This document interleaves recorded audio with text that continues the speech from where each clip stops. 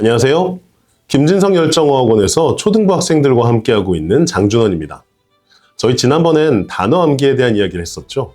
생각보다 많은 분들이 봐주셨고 품사나 암기법 이런 거에 대한 질문도 정말 많이 주셨는데요. 덕분에 더 많은 분들과 소통할 수 있었습니다. 오늘은 그 질문들에 이어서 더 깊은 이야기를 해보려고 하는데요. 오늘의 이야기는요.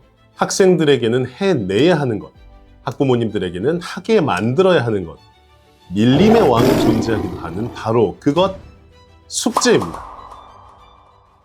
숙제에 대한 이야기를 하기 전에 숙제라는 것이 무엇인지 정의를 내릴 필요가 있어요. 여러분, 숙제는 뭐라고 생각하시나요?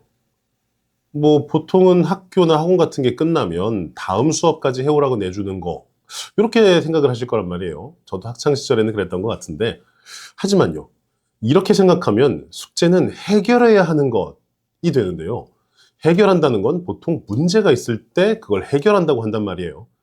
그렇다면 숙제 자체가 문제가 있는 것, 부정적인 것이 되어버립니다. 사실 숙제는 그런 것이 아닙니다.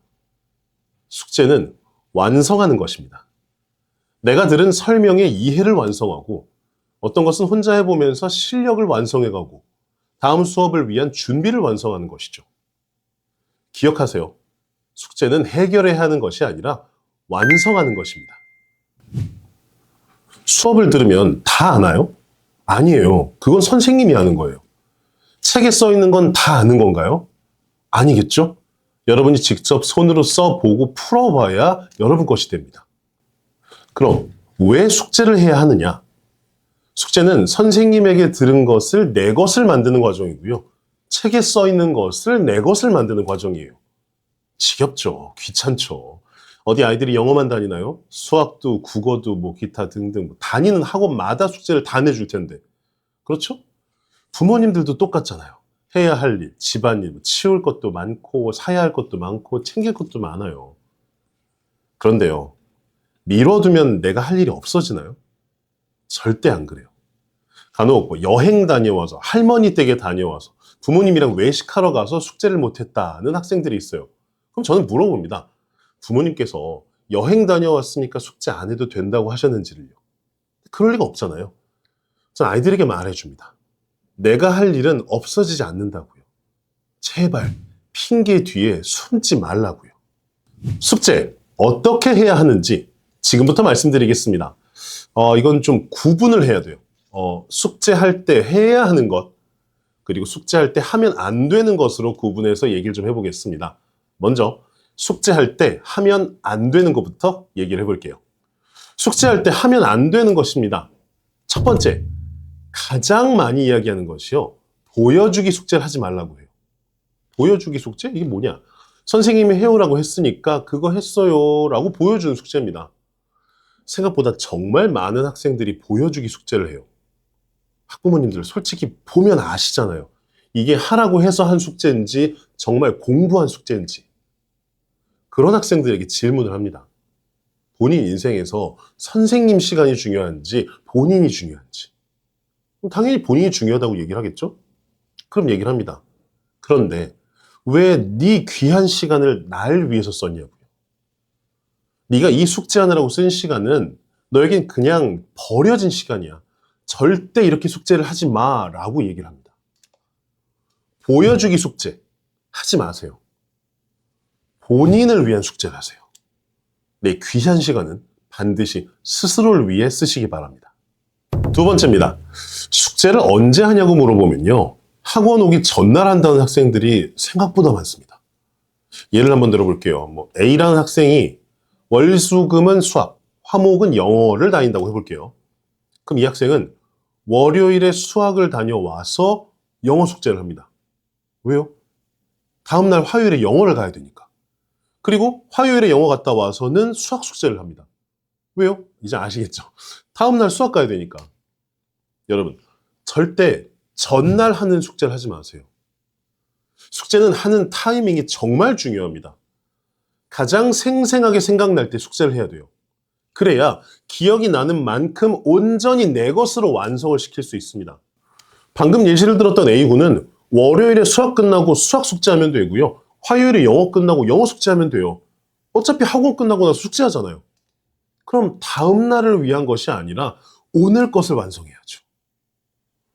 제가 가장 이상적으로 생각하는 어떤 학생은요, 수업이 끝날 때면 오늘 숙제 어디냐고 저한테 재촉을 막 해요. 왜 그러냐라고 물어보면 본인은 집에 가는 길에 셔틀버스 안에서 숙제를 한다는 거예요. 숙제를 줄이고 싶은 마음일 수도 있는데 사실 그때가 가장 생각이 잘 나는 시간이니까요. 그 친구는 문법이 정말 잘 잡혀 있어요. 지금도 열정어학원 본인 학년에서 최고반에서 공부 중입니다. 그리고요, 한 가지 덧붙이자면 절대로 학교 갔다 와서 숙제하는 습관을 들이지 마세요. 중2, 3 학생들이 숙제 안 했을 때 가장 많이 하는 얘기가 시간이 없어서예요. 저는 일주일 전에 숙제를 내줬는데도요. 초등 때에 비해서 중등은 한 수업의 시간도 길고 수업 시간 수도 늘어났죠. 그럼 더 늦게 끝나요. 그리고 참여하고 맡은 것들이 늘어나면서 점점 귀가가 늦어집니다. 그럼 생각한 것만큼 숙제할 시간 없어요. 절대로 학교 끝나고 숙제하는 버릇 들이지 마세요. 세 번째입니다.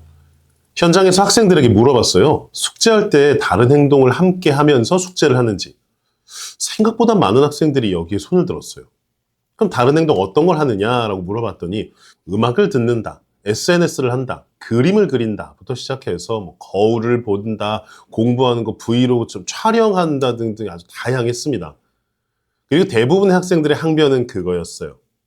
외우고 암기해야 할 때는 안 한다. 단순히 문제 풀 때, 단순한 거 할 때 한다 였습니다. 숙제에 단순한 거, 안 중요한 것이 어디 있겠어요? 어느 과정이 집중하지 않아도 될까요? 이건요, 집중을 하지 못할 뿐더러 집중할 수 없는 환경으로 스스로를 넣어놓는 거예요. 내 앞에 있는 내 할 일 대신에 즐겁고 재미있는 쾌락을 쫓는 것들을 옆에 놓음으로써 할 일에 온전히 집중을 못하는 거죠. 이런 시간도 더 걸려요. 그리고 이건 숙제하는 행위에 취해 있는 겁니다. 엄마가 여쭤보겠죠. 그러면 나 숙제 2시간 했어 라고 얘기하지, 나 2시간 동안 음악 들으면서 숙제하다가 인스타 잠깐 보다가 숙제하다가 그랬어 라고 말 안 하잖아요. 이건 내 머릿속에서 숙제를 2시간 동안 했다라고 정당화시키는 거예요. 영화도 2시간 동안 보면서 한 명이 완전 집중하고 다른 한 명은 뭐 스마트폰 하고 SNS 통화하고 영화 보면서 이랬다면 누가 영화 내용을 더 잘 기억하겠어요? 일단 영상 매체인 영화만 해도 그런데 숙제는 어떨까요? 절대로 집중하지 않는 숙제 하지 마시기 바랍니다. 그건 숙제하는 행위에 취해 있는 겁니다. 간단합니다. 지금까지 말씀드렸던 것을 반대로 하면 됩니다.